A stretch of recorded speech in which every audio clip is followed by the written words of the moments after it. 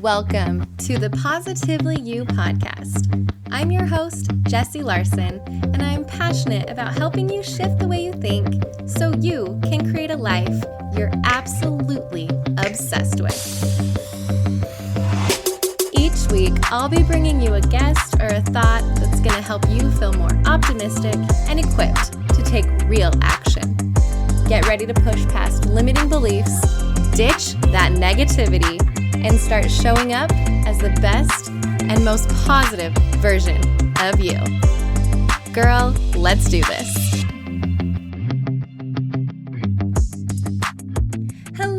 Hello, and welcome back to the Positively You podcast. I'm Jessie, your host, and this week is a fun week for me. This week, I celebrate my 10-year anniversary of being a mom, of becoming a mom 10 years ago. That is such a huge milestone. So yes, of course, I'll be celebrating my son and his birthday and turning 10. But I think that being a mom for 10 years and having that as an anniversary, I think that should be celebrated. So it's not really a thing. I'm going to make it a thing. We're celebrating momiversaries. If you want to celebrate your momiversary, let's do it. Let's make this a thing. So I have, of course, been reflecting the last little bit over the last 10 years, all of the things that I have learned and how much, not only how much has my family grown and my kids have grown, but how much I personally, as a person, as an individual, and as a mother, how much I've grown over this last decade. And I really do think that it's kind of funny or sad that we don't celebrate it more or talk about this growth and these milestones that we have as moms. I mean, sure, we have Mother's Day, but let's be honest, that's more for like our kids to give us cute little crafts and cold breakfast in bed. I love it. I love Mother's Day, but let's be real. We do a lot of work for Mother's Day ourselves. And of course, we celebrate our kids' birthdays and we celebrate their milestones. But really, if we think about it, especially when we had our first baby, there were 2 births that actually happened that day. You had your kid, your new little baby that you waited for forever, but also you birthed a new part of you, a new addition of you, not a whole new person. I don't want to say you birthed a new you because you're still you. You didn't die and get reborn, but you now have this added piece to your identity. And I think that should be celebrated. So let's celebrate. I thought that it would be fun to kind of celebrate on here with just a little list. You know, I love to make lists of things that I've learned since becoming a mom. And I looked on the internet and there's a lot of these lists like that, like things I learned in my first year of motherhood or things I've learned since being a mom. And they're all like, they're good posts, but a lot of them are kind of like tongue in cheek, like always have wet wipes or you'll never poop in peace again or like funny things like that. And I'm relating this more to like what I have learned that relates to me since becoming a mom. So not so much with like the always make sure you have your diaper bag packed and stuff like that, but more, well, let's just get into it and you'll know what I'm talking about.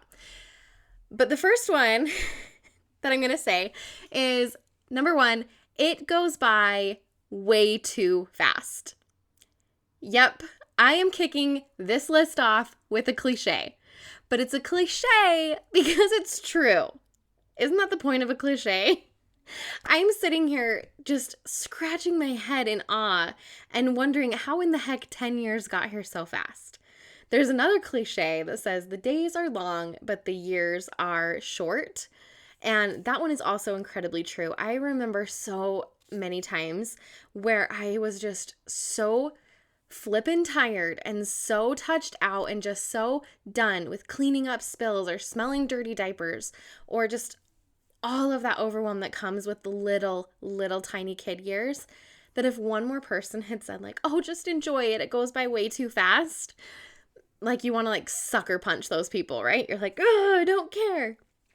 So with it being said that it goes by way too fast, I don't necessarily think that it needs to be enjoy it because it all goes by so fast. that opens up the door for mom guilt.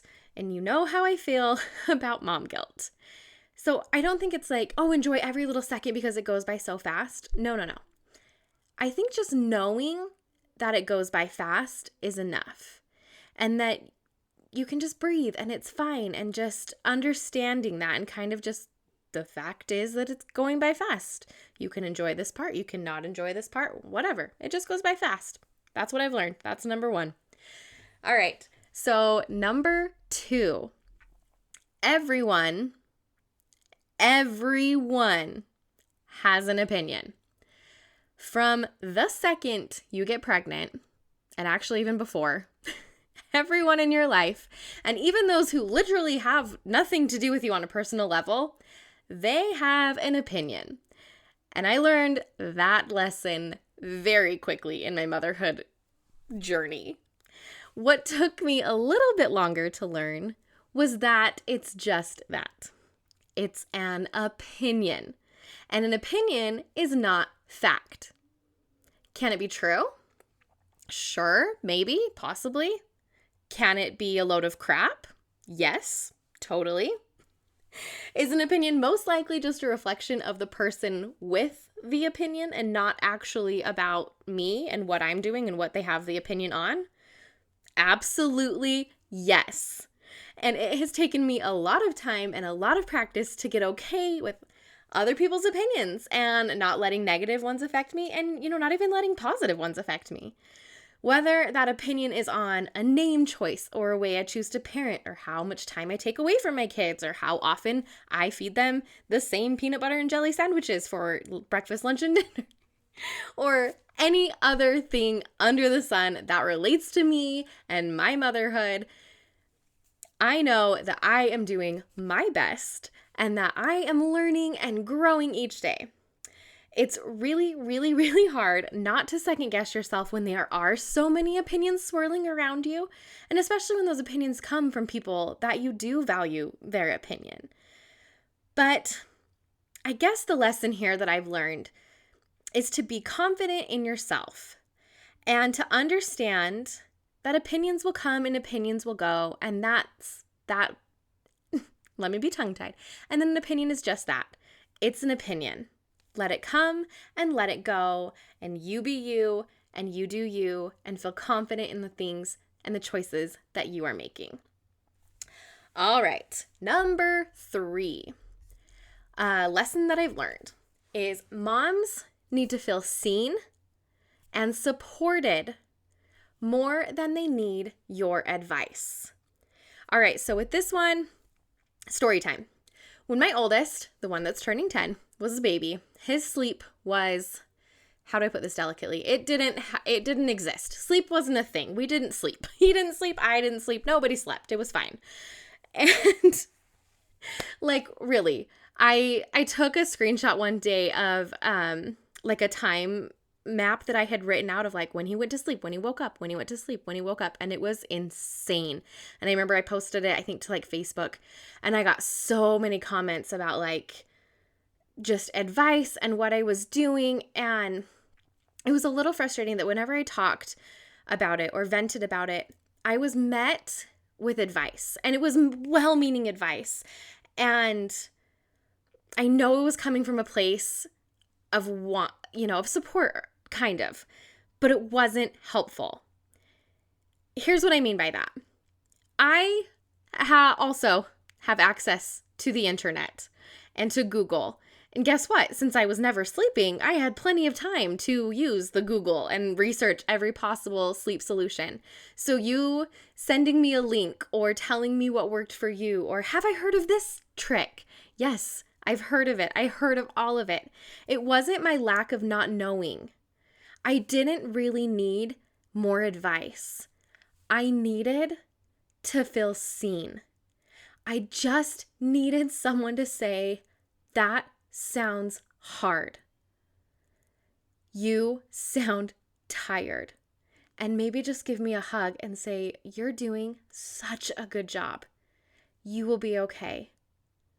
Sometimes I think that we're giving advice and we think that we're giving that support. Oh, this helped me. Here, it'll help you. And I get it. It comes from a place of you wanting to help. But sometimes the advice doesn't land like that. It doesn't feel like that. It can feel judgmental. It can feel like, okay, that worked for you. It didn't work for me. And then you think that I'm implementing it wrong or whatever. I just needed to feel seen. And as my kids are getting older and as the problems are getting more complex than just not sleeping, right? As they're getting into their teenage years, it's going to be technology and friends and maturing and their bodies changing and dating and mental health and so many things. And if and when I complain or I vent or I just need to talk that out with somebody, I'm not doing it for advice. I just want to feel seen. I just want to feel supported. And I don't think that that's exclusive to me. I think all moms do. That experience with my oldest not sleeping, while it was so hard and so tiring, it helped me learn a lesson that I am so grateful for, is that I need to help other moms feel seen and feel supported. That I just need to give a hug or listen or let someone cry, and that I don't need to just hurl all of my advice out there. That is one of the best lessons that I've learned. It was so freaking tired learning it, but we just want to feel seen. We just want to feel supported. All right. Moving on. Number 4, the number 4 lesson that I've learned. Self-care is not selfish. All right, gang. I feel like as a society, we're getting better at the whole idea of like, moms don't have to be these selfless martyrs that never take care of themselves, and we don't need to run ourselves ragged to earn a badge of who's the busiest or who's the best or who's the most tired. Speaking of tired, we're getting there. We're getting there with the whole mom martyrdom thing. But for the people in the back, let's say it again. Self-care isn't selfish. Think of it this way. If you were going to hire someone to help take care of your kids, either it be a nanny or a mother's help, whatever, you need someone in to kind of step in to help take care of your kids. Would you want to hire someone who is like super run down? They're tired, they're depressed, they're anxious, they never take any time off, they have kind of a crappy mindset, they hate the way their body looks, they are like running, going, they take on like all the things, they're never stopping to eat or breathe, they get super excited when they have to pee so they can have a break. I don't think you would hire that person. You would not find that acceptable. You would want more from the person taking care of your kids and out of that person taking care of your kids. So why in the heck should this be any different for you? It should not. You have a responsibility to take care of yourself so that you're able to show up as the highest version of yourself possible for you, for your family, for your kids. You need to be able to come to all of your many roles and all of the hats that you wear with energy and with a love for your life. And that comes through knowing when and where and how to put yourself and your needs on the table. It's not selfish to take care of yourself. In fact, I would venture to say that running yourself into the ground is a much more selfish thing than actually taking time for self-care. Which brings me to number 5, which is basic care is not self-care. I've seen a funny reel going around on Instagram the last little bit where it's a mom who gets in her quote-unquote self-care when it's like pee in peace and she's like, oh, super, and she gets to go to the grocery store and she's like, vacation, and like take a shower and eat sitting down, and it's like all of these things that it's like, oh, this fills my cup so much, and it's like, this is a joke. Like, it's a joke, but it's funny because it's true. And this video has gone completely viral because all the moms are like, oh, preach. And it's like, no, a trip to the grocery store is not a vacation and it's not self-care. I don't care how much you want to tell me that your Target run is self-care. How many times have you been in a Target and you've passed an aisle and picked up something for your family? Or you got reminded of like, oh crap, I need to make sure that I get that. Probably every time, right? So it's not self-care if you're still doing things for other people, if it's still in mom mode, but like just a little bit more like elevated of a mom mode. That's not self-care. Basic care is not self-care. Taking a shower, sorry, that's not self-care. Going poop by yourself, that's not self-care. Self-care is doing things like taking notice of your mood, going to therapy, making time to work out. It's getting intentional. It's getting that time by yourself to do the things that are going to re-energize you, the things that light you up, where you feel so lifted and you feel re-energized and like yourself again. That's self-care. Basic care doesn't count. Yes, you need to be doing the basic care. Like, we at least start there. But don't claim that your basic care is your self-care, because it's not. Wow, this episode is chock full of good stuff. Want to know what else is full of good stuff? Juice Organics. It is my go-to solution for getting more greens in my diet because, let's face it, sometimes getting in enough veggies is hard. But not anymore. Now, I'm basically juicing every single day, but without the hassle and without the mess. With just one scoop of Juice Organics, I'm giving my body over 40 organic fruits and vegetables grown by local organic farmers.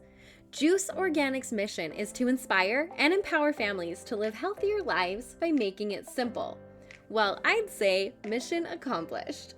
Right now, you can get 2 for the price of 1 with a special buy 1, get 1 free discount just for podcast listeners. Head to juiceorganics.com. That's juice, Juice, and then use the code POSITIVEU, that's positive and the letter U, at checkout to score your discount. Now, let's get back into the show. All right, lesson number 6, grace, and more grace.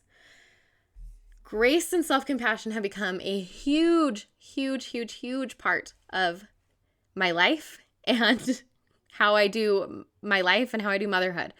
And this grace is not only for myself, but it's for others as well. Are there some crappy people out there? Sure, there sure are. But for the most part, most of us are trying to do our best, including you. So let's go ahead and use the benefit of the doubt and just offer up more grace. There's no need to be crazy critical or judgmental. It's not helping anybody. Does it make you feel better when you beat yourself up mentally? Does it make you feel better to put someone else down so that you seem elevated? No. Grace and self-compassion go such a long way. In fact, I actually have an episode that I did very early on in this podcast. It's episode number 3 with my good friend Brittany Crane from Get Out There Girl. We talk all about grace and self-compassion in motherhood, and it is such a good one. So when you're done here, please go listen to episode number 3. It's so good. All right. Number 7, and I clapped, sorry there.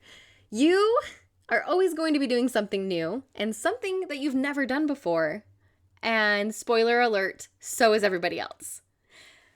Okay, so the crazy thing about being a mom is that this job is always changing. As soon as you get like your head wrapped around one aspect of the job, your kids have moved into a new like part of life and you're just turned completely upside down again and you're learning all new things.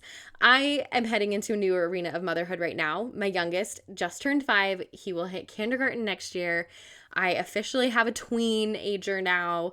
I'm no longer carrying around diaper bags and planning trips around nap times. My job has completely shifted and it's something I've never done before. So I'm not a new mom anymore, but I'm a new mom to a 10-year-old. I've never been a mom of a 10-year-old before. And soon I'll be a new mom of a teenager and so on and so on. There's always going to be these things that are new and things that will challenge you. And the cool thing is that that's not just true for me and it's not just true for you. It's true for every single parent out there. Every single one of us is just taking it one day at a time. We're all trying our best. We've never done it before. And even if it's like our 3rd kid, we've never done it with this kid before, with their unique challenges. Like literally every single day is something new and something we've never done before. So this is where lesson number 6 comes in with grace and compassion. Like, give yourself a pat on the back, maybe give another mom or another parent a shout out too, because we're all just figuring this out as we go. It's like baptism by fire. Here you go. Do your best. Be on your merry way. All right, let's move on. Number 8. This is a fun one. Number 8 is sexy is a state of mind. And you might be thinking, where does sexy come into play with lessons you've learned from being a mom? But hear me out.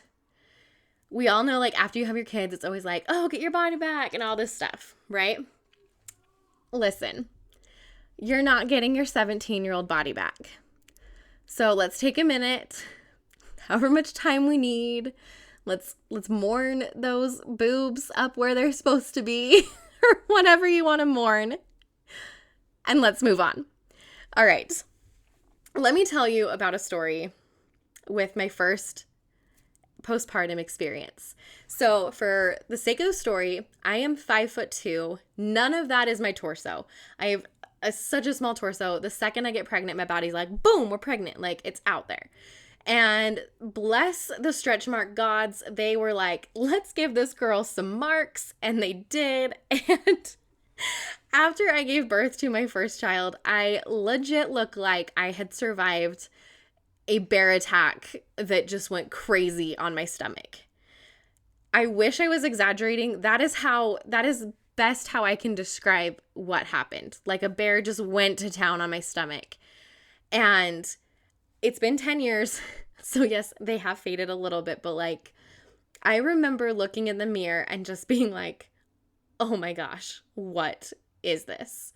And a lot of other curse words flying through my head, but I was devastated, and I just thought, well, this is what I've got now. Like, I guess we've just got to be cool with this.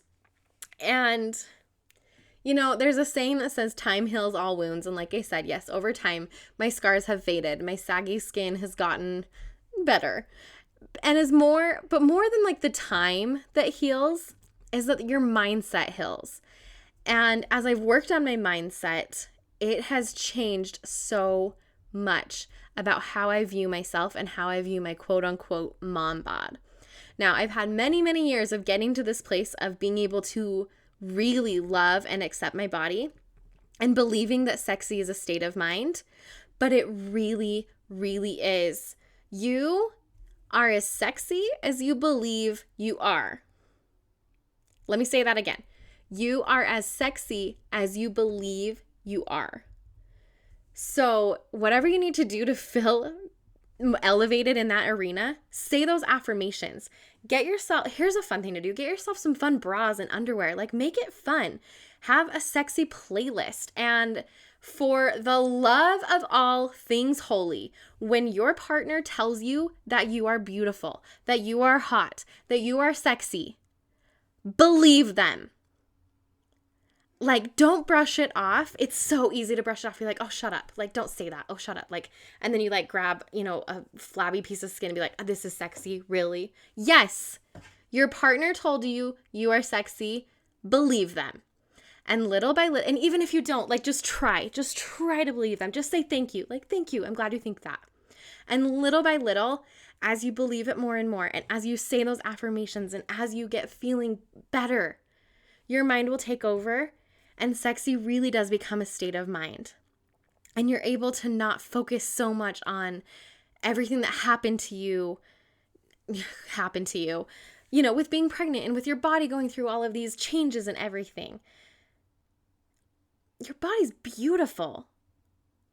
And mine went through, I don't know, that's a lesson that as a mom, this might seem like a weird lesson to have on things that I've learned through motherhood. But it's one that has really been a big one for me. And so I wanted to share it.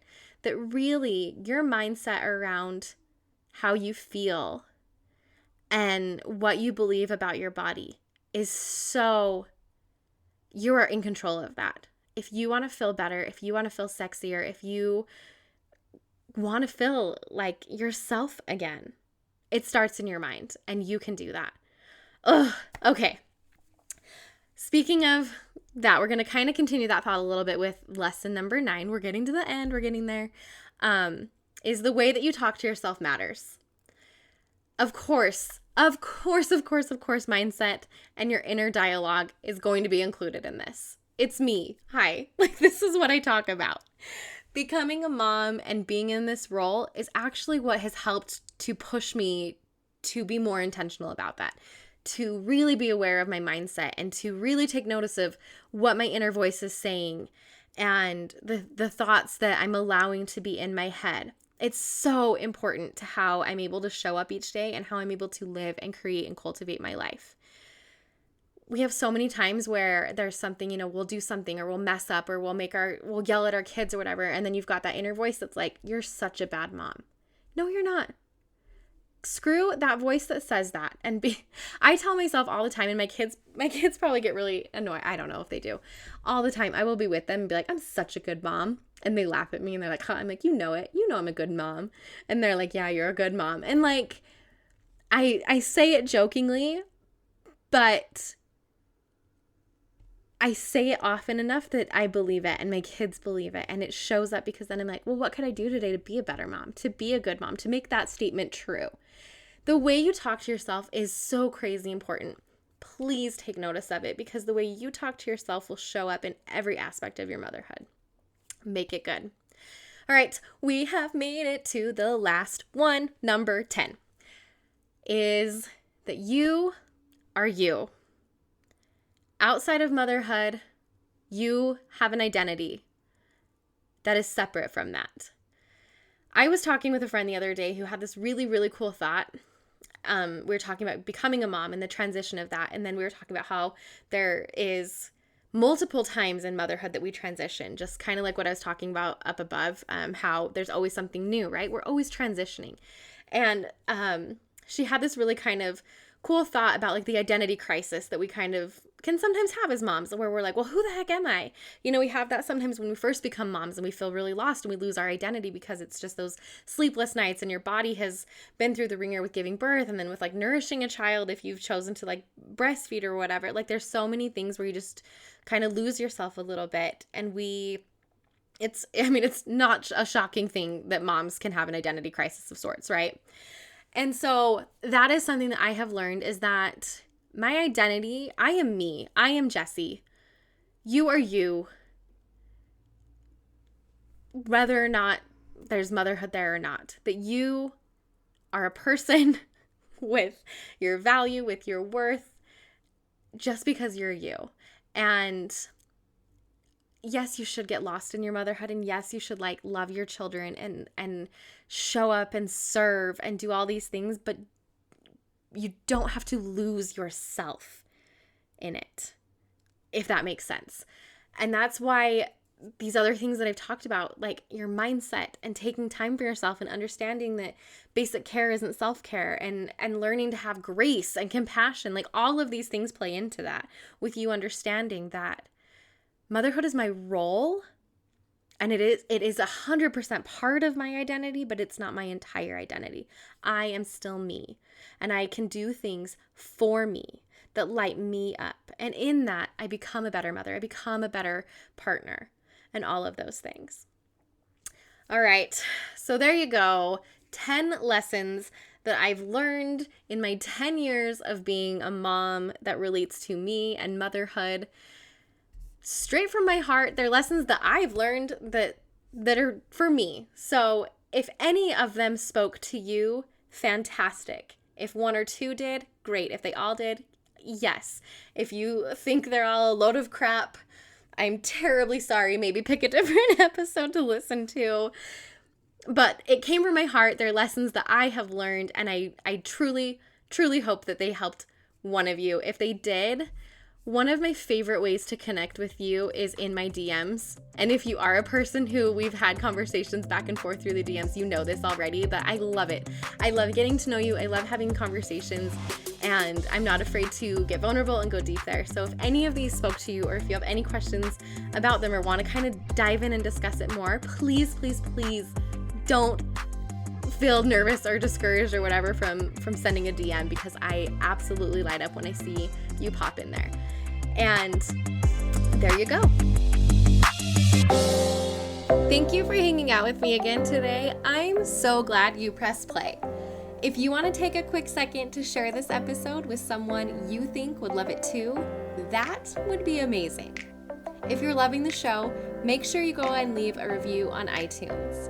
Reviews are like magic for podcasts, and your review will help get this show into the ears of more amazing women just like you. And come find me over on Instagram. I'm there at positively.jessie, and I cannot wait to hang out with you some more. So until next time, have an amazing week.